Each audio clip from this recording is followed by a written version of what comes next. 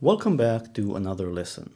In this lesson, I'd like to give you some ideas and tips on working on your chord inversions.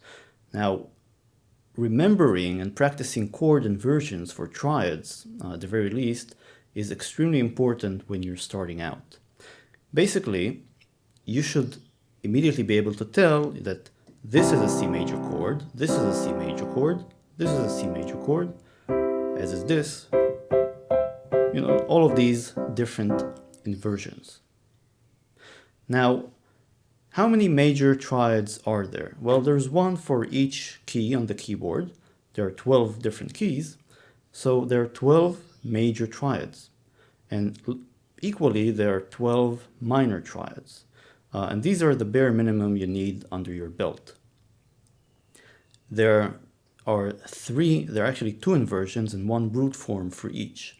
So 12 keys times two types, major and minor, times three different forms equals 72 different chord shapes that you need to sit down and memorize. Now, many of you would say, wow, that sounds like a lot. You really have to sit down and memorize all of them. Well, of course, you don't have to sit down, but it's highly, highly advisable that you do so and incorporate working on your inversions into your routine. Now, I'm going to start out by reminding you what inversions are and then lay out a couple of exercises. So, just to remind you, here's a C major chord, and this is what's called the root form. Basically, you're playing the first, third, and fifth degrees of the C major scale. I take this C down here up an octave, and I get the first inversion of C.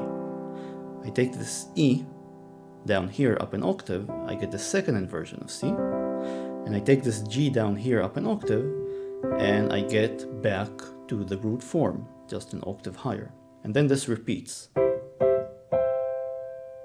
And this is true for any triad that you pick out. This is also true for minor chords. Here's E minor. Take the lowest most note up an octave. So this is the first inversion of E minor. Take the G up an octave, another inversion, take the B up an octave, and you're back to the root form. The first thing you should do is simply play out these inversions. That is, pick any chord and play these inversions up and down the piano keyboard.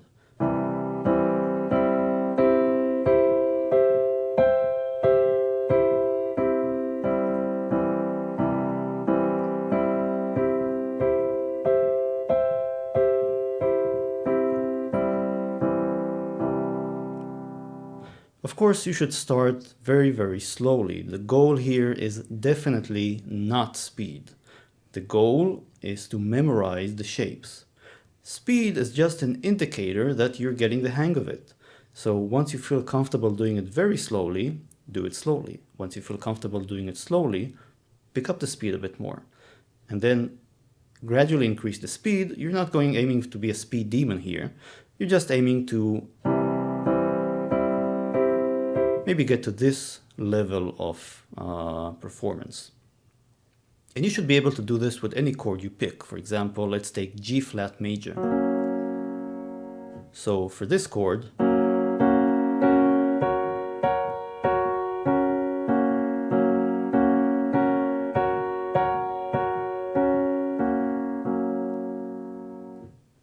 or any minor, let's take a B minor.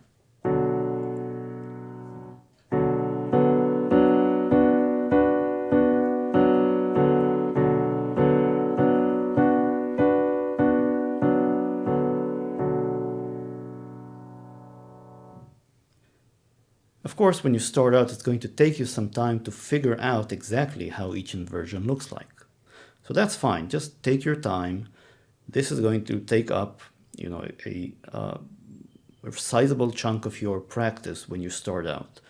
So don't let it, don't get agitated, or just work through it slowly and make sure that you basically do every step fully. You figure out where each inversion is, and you invert the chords and work through them very slowly. So basically you can do this for any chord, and it can be either major or minor. And if you're feeling adventurous, you can also go for the diminished and augmented chords. But if you're starting out, leave them out. Start with the major and minor chords, which are really the foundational blocks. Let me show you one more exercise that I think is kind of nice because it puts these inversions in musical context. And this consists of playing basically a 1-4-5-1 progression. So I'll show you the exercise. You don't really have to know a lot of theory for it. I'm going to show it in the key of C, and then you can transpose it to any other key. So I'm going to play a C major, going to an F major, then to a G major, and then back to a C major. And I'm going to start the first time with the C major in the root position. Then I'm going to play the second inversion of F. And then I'm going to play the first inversion of G, and then back to the root form of C. So put together,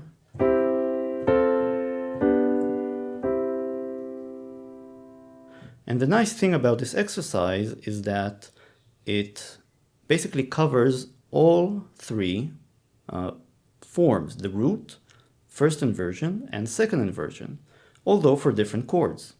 Now, by moving around this, or maybe transposing it half a semitone up at a time, you can really cover all different possible combinations. For example, you play this in C, and then go up a semitone. Again. Again.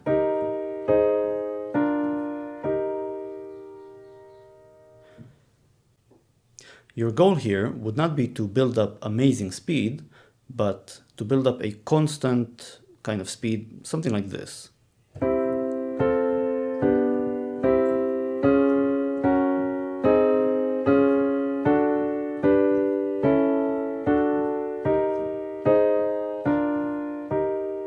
And so forth. Basically, you have to go through all 12 chords, and then when you get to the top, which is again a C, you can just go back down, and so forth. So go up and then go down. Now you can build variations on this. You can build, say, instead of starting out with the root form of C, let's start out with the first inversion of C. So E, G, and C in the right hand. And now I'm going to play, basically everything is going to get inverted up by one step. So instead of playing the second inversion of F, I'm going to play the one that's the next one, which is the root form of F. And then instead of playing the first inversion of G, I'm going to play the second inversion of G. And then back to the first inversion of C. So I basically inverted up the entire original exercise, and it sounds like this. C, F, G, C.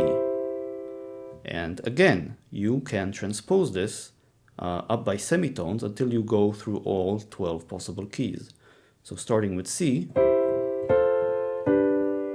you go up one, and then you can go up another. So this exercise will force you to go through first of all, sit down and figure out the different inversions, and then to go through all of them. And it's actually very important that you sit down initially and write down what you're going to play, write down the inversion of the chord, maybe even not at the piano itself. Just, on a piece of paper, say C root, F second inversion, G first inversion, C root. And then when you go to the piano, you'll have this piece of paper in front of you that you can follow. It's a good idea not just to do this in the right hand, but also in the left hand. And here, the idea is that you're not really, the inversions and the shapes are going to stay the same, but the fingering of the chords will change when you're playing them in the left hand. Right? It's different playing something in the left hand and in the right hand, obviously, and both hands need to become comfortable or accustomed to playing all inversions of all chords. You should incorporate these exercises into your daily playing routine until you feel comfortable with them. So I would suggest, dedicating, if you can, something like, say, half an hour a day to doing this. And you don't need to start with everything. Just start with simple stuff. Say, today I'm going to just work on my C major chord. And then when you feel comfortable with that, add the D flat major chords. And then the D major and the E flat major. And every day add one chord and go through all of its inversions to your repertoire until you covered the major chords, and then start adding the minor chords as well. That's it. I hope you've learned something interesting, and that I've helped maybe your practice routine with chord inversions, and I'll see you next time.